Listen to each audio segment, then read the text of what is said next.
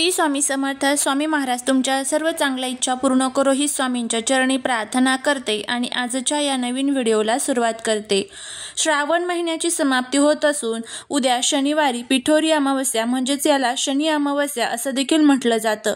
ही अमावस्या शनिवारी असल्याने तिला शनी अमावस्या म्हणतात. शनिदेव ज्यांचा कर्माचा देवता म्हटले जाते त्यांना प्रसन्न करणे अजिबात सोपे नाही. मात्र येत्या शनिवारी शनी अमावस्येला काही खास उपाय केले तर शनिदेवाची आपल्यावरती कृपा होत असते. त्याचबरोबर आपल्या जीवनातील सर्व दोष जे आहेत तर ते दूर होत असतात. राजाला रंक आणि रंकाला राजा बनवण्याचं काम हे शनिदेव करत असतात. त्यामुळेच या शनी अमावस्येला काही महत्त्वाच्या ज्या चुका आहेत तर त्या आपल्याला टाळायच्या असतात. त्यामध्ये या शनी अमावस्येला घरामध्ये या 3 भाज्या आहेत तर त्या चुकूनही आपल्याला बनवायच्या नाही आहेत किंवा खायच्या नाही आहेत. याबद्दलची संपूर्ण माहिती आजच्या व्हिडिओमध्ये मी तुमच्यासोबत शेअर करणार आहे. त्यामुळे तुम्ही हा व्हिडिओ स्किप न करता शेवटपर्यंत नक्की पहा. चॅनलवरती नवीन असाल तर सबस्क्राईब करा आणि असेच माहितीपूर्ण नवनवीन व्हिडिओ पाहण्यासाठी बेल आयकॉनलाही प्रेस करा. म्हणजे जेव्हा कधी मी नवीन व्हिडिओ अपलोड करेल त्याचं नोटिफिकेशन सर्वात अगोदर तुम्हाला भेटेल आणि तुम्ही एक पण व्हिडिओ मिस करणार नाही. त्याचबरोबर कमेंटमध्ये ओम शन शनेश्वराय नमः लिहायला अजिबात विसरू नका. शनिदेवाचे नाव ऐकले तरीही काही जणांना धडकी भरते, कारण शनीच्या कृपादृष्टीने होत्याचे नव्हते होते आणि नव्हत्याचे होते होते. शनिदेवाच्या प्रकोपाचा सामना करणे अत्यंत कठीण आहे. शनिदेवाला ज्योतिषशास्त्रात न्यायाचा देवता म्हटले जाते. मात्र त्यांना प्रसन्न करणे सोपे नाही. परंतु येत्या शनी अमावस्येला म्हणजेच जी पिठोरी अमावस्या आहे तर त्या दिवशी काही खास उपाय आपण जर केले तर शनीची कृपा मिळते व आयुष्यात सुख समृद्धी येते. शनिदेव सर्व मनोकामना पूर्ण करतात. येत्या 22 ऑगस्टला सकाळी 11:55 शनी अमावस्या सुरू होत आहे आणि 23 ऑगस्टला सकाळी 11:35 संपणार आहे. उद्या तिथीनुसार शनी अमावस्या 23 ऑगस्ट रोजी साजरी केली जाणार आहे. या शनी अमावस्येला काही खास प्रभावी असे उपाय देखील तुम्हाला करायचे आहे. त्यामध्ये पहिला उपाय म्हणजे शनी अमावस्येच्या दिवशी शनिदेवाला प्रसन्न करण्यासाठी शनी प्रतिमेवरती राई किंवा तिळाचे तेल वहावे. तेल चढवताना ओम शन शनेश्वराय नमः या मंत्राचा तिथेच बसून 108 वेळेस जप केल्याने शनिदेवाचा आशीर्वाद मिळतो. याने घरात सुख समृद्धी येते. या दिवशी काळे तीळ आणि मोहरीच्या तेलाचा दिवा लावणे देखील चांगले मानले जाते. हा उपाय केल्याने तुमच्या धनात नेहमी वाढ होत जाते. शनी अमावस्येला काळे तीळ, उडीद डाळ आणि लोखंडाचे दान करणं चांगलं मानलं जातं. त्याचबरोबर या दिवशी गूळ आणि गव्हाच्या पिठाच्या गोळ्या बनवून मुंग्यांना खाऊ घातल्याने लक्ष्मी माता खुश होते. याने शनी दोष कमी होतात आणि धन देखील वाढते. त्याचबरोबर पुढचा जो एक छोटासा उपाय तुम्हाला करायचा आहे त्यामध्ये शनी अमावस्येला गव्हाच्या पिठाचे छोटे छोटे गोळे करून तलावात जाऊन माशांना खाऊ घातल्याने तुमच्यावर शनीच्या अशुभ दशांचा प्रभाव हा कमी होतो.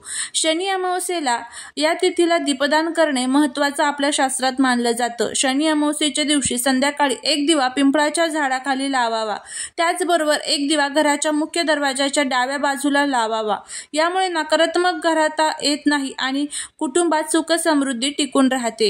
मुख्य दरवाजाबाहेर दिवा लावल्याने माता लक्ष्मी प्रसन्न होते. शनी अमावस्येच्या दिवशी संध्याकाळी 1 दिवा भगवान शंकरांच्या मंदिरात जाऊन नक्की लावावा. 1 दिवा घरात दक्षिण दिशेला नक्की लावून ठेवावा. असं केल्याने तुमचे पितृदेव देखील प्रसन्न होतात.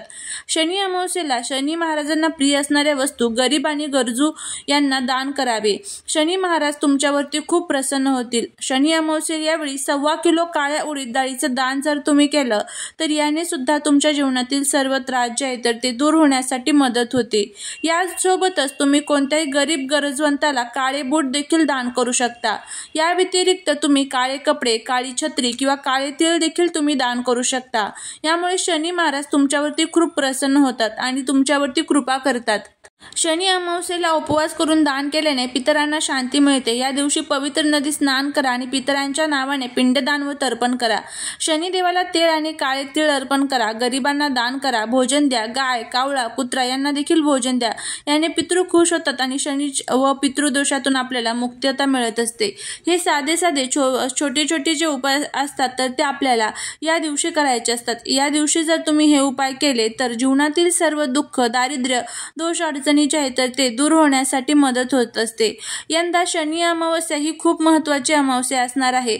या दिवशी जर तुमच्या आजूबाजूला कुठे पवित्र नदी असेल तर मग त्या नदीमध्ये स्नान करायचं आहे। यामुळे आपल्या कुंडलीतील ग्रह दोष जे आहेत तर ते दूर होतात। आपले ग्रह संपूर्णपणे आपल्याला शुभ परिणाम देण्यासाठी मदत करत असतात। पण जर तुमच्या आजूबाजूला नसेल पवित्र नदी तर आपल्या घराच्याच अंघोळीच्या पाण्यामध्ये तुम्हाला थोडेसे काळे तीळ आणि गंगाजल टाकून स्नान करायचं आहे। आणि स्नान करत असताना तुम्हाला एक मंत्र म्हणायचा आहे। मंत्र अशा पद्धतीने आहे बघा, ओम गंगेच यमुनेचैव गोदावरी नर्मदा सिंधू कावेरी जलस्मिन सिंधी कुरु। या मंत्राचं तुम्हाला पठण करायचं आहे आणि त्यानंतर आंघोळ करायची आहे। त्याचबरोबर या दिवशी आपल्याला संपूर्ण आपल्या घराची साफसफाई स्वच्छता करून घ्यायची आहे। कुठेही धूळ मिट्टी माती राहणार नाही याची काळजी घ्यायची आहे। आपला उंबरठा ज्या ठिकाणी असतो तर त्या उंबरठ्यावरती तुम्हाला हळदीचं लेपन द्यायचं आहे।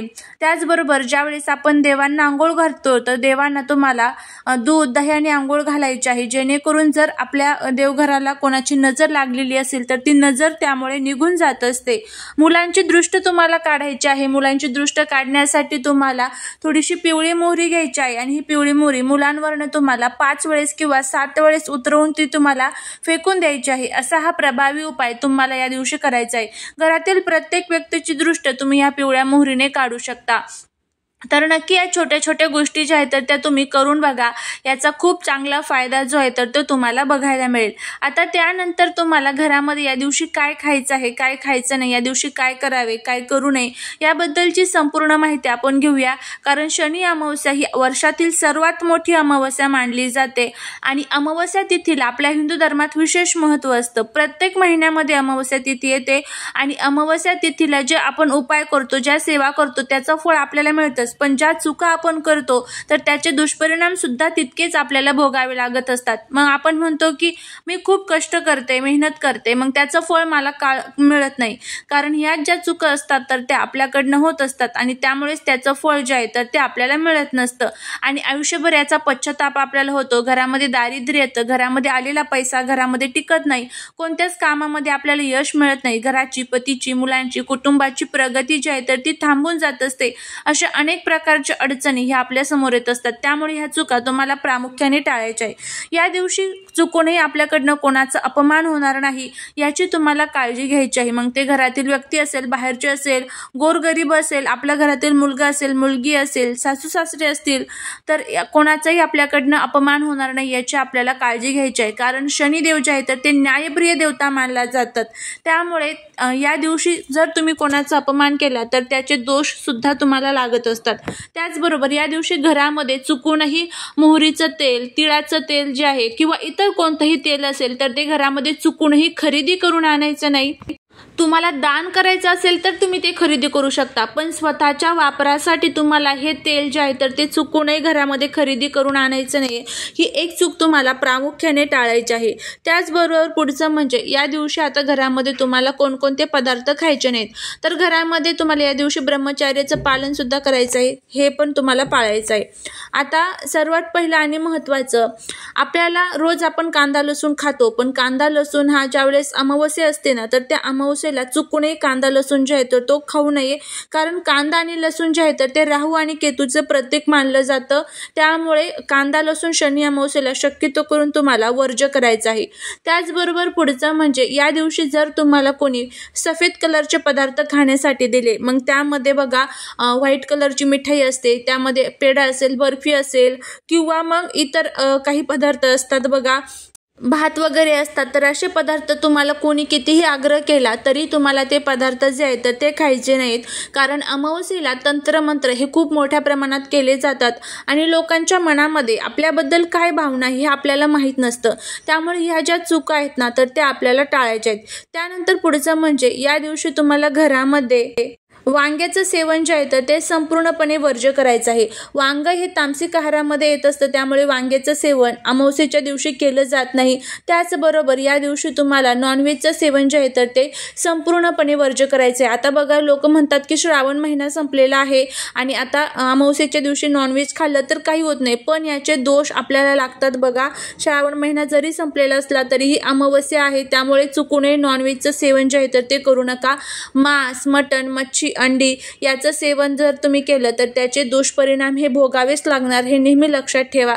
तर या सर्व ज्या चुका आहेत तर त्या तुम्हाला टाळायच्या आहे. त्यावेळेसच तुम्हाला केलेल्या संपूर्ण उपायांचं, सेवेचं जे फळ आहे तर ते मिळेल. तर अशा पद्धतीने ही माहिती जर तुम्हाला आवडली असेल तर चॅनलला सबस्क्राईब करा, शेजारील बेल आयकॉनलाही प्रेस करा, म्हणजे माझ्या सर्व नवीन व्हिडिओचं नोटिफिकेशन तुम्हाला मिळेल.